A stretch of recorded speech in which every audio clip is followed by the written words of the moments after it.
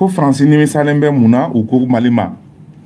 k'u b'u ka aide tigɛ an na France kun kɔnɔ n'u ko k'u b'u ka aide tigɛ an na an bɛ siran an jaabi siran an bɛ boli mais u ka aide tigɛ o diyara an ye an yɛrɛ y'an mago b'u la k'u tɔ gɛn les ONG françaises u kɔnɔ gannen ye lettre ci Macron ma k'a b'a deli k'a kana nin kɛ u tor'o la Mali y'a ka décision ta k'u gɛn siɲɛ kelen donc sisan Macron ko ma ko fura t'a la bilen o ye Mali y'an gɛn donc an bɛ to Mali ka décision kan u ye kan min fɔ n'o ye Wagner ko o tɛ kan jɔlen ye parce que wari ninnu tun bɛ bɔ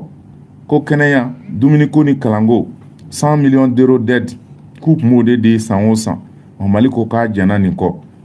Mali kɛlen bɛ k'i ɲɛsin a yɛrɛ ma ani a dɛmɛbagaw ma ni o dɔ ye Russie ye o ko Goodluck Jonathan bolila ka na kuma Assimi Goïta fɛ wagati la fɛnɛ wagati min ni hali France ye CEDEAO bila ka sanction minnu ta ka Mali bɔ CEDEAO kiriko la ko CEDEAO seginna kɔ o bɛɛ la donc sisan France ma to a kelen na o bɛ ka malo dɔɔni dɔɔni parce que anw ka objectif bɛ ka atteint sisan n'an ka objectif bɛ ka atteint France bɛ ka kɔnɔ gan Mali la taafan wɛrɛ to u la o tuma France bɛ yɔrɔ wɛrɛ de ɲini u bɛ taa yɔrɔ min ɲagami ne y'a f'i ye k'u bɛ taa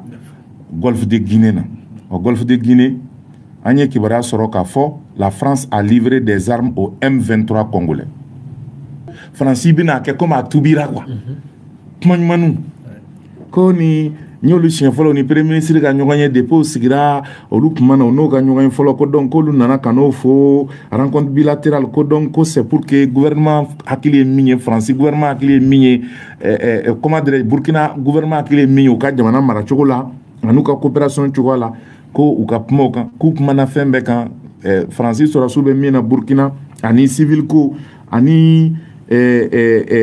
ambassade olu ka ambassade agresseli min kɛra ko donc ko u ye tiɲɛw fɔ ɲɔgɔn ye sans langue de bois ko mansi min i biri kɔnɔta kan ko aw yɛrɛ b'aw ka premier ministre dɔn a bɛ kuma a bɛ tiɲɛw fɔ donc ko a ye reproche kɛ k'an critiquer pour que ko bɛ se ka améliorer cogo min ko donc k'an kumana coopération kan pour que a bɛ se ka ɲɛ cogo min France yɛrɛ bɛ se ka Burkina ka préoccupation n'a ka haminaw dɔn cogo min ka t'o sira fɛ n'i ye nin mɛn i b'a fɔ k'i ka sa k'i denni kelen to France bolo sɛgɛ ka maɲumako kan fɔ sɛdennin ka maɲumako kan fɔ t'a tila sɛgɛ la a bɛ gɛn de ka taa ka bɔ Burkina parce que n'aw ma taa fanga tɛ Ibrahim Traoré bolo fanga tɛ premier ministre bolo wa Burkina ma tila France bɛ gɛn de ka taa ka bɔ yen n'aw b'a fɛ ka coopération ɲuman kɛ avec les autres a bɛ France gɛn parce que tant que France bɛ yen Burkina t'i lafiya o ye anw ka yeta ye sisan an bɛ don Ukraine dossier kɔnɔ an bɛ kuma fɛn min kan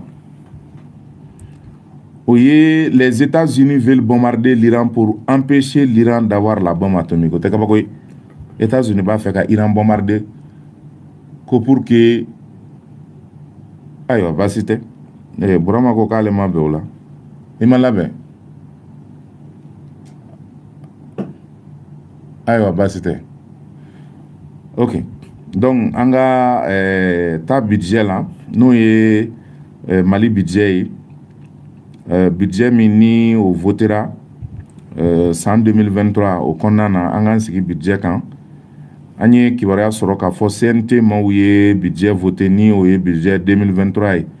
sankura min bɛna jɔ o nafoloko kan ka tɛmɛ sira min fɛ ko a budget votera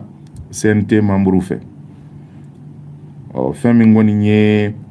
budget ɲɛ a kuma kun cayara sabula maa caman ye lakali kɛ k'a sɔrɔ o m'a faamuya o budget kɔni votera an bɛ min kalama o de ye k'a fɔ première partie ni deuxième partie a votera député 134 CNT membre olu de k'u jɛnna n'a ye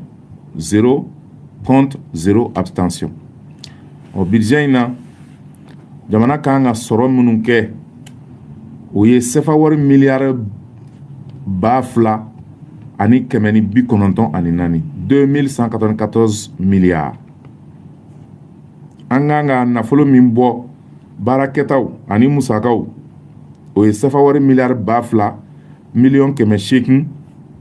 ani miliyari 800 ani 95 2895 milliards o kɔrɔ n'i ye sɔrɔ ni bɔta da ɲɔgɔn kɔrɔ majɛ bɛ sɔrɔ la ni miliyari 695 ye. O de kan ka ɲini. O bi ɲini cogo di? A bi ɲini jamanaw fɛ minnu b'an dɛmɛ. A bɛ se ka ɲini jurula bangiw fɛ ani cakɛdaw fɛ ani partenaires fɛ minnu ni Mali bɛna jɛ ka baara kɛ walasa ka se k'an ka déficit combler. On hakili la nin de votera.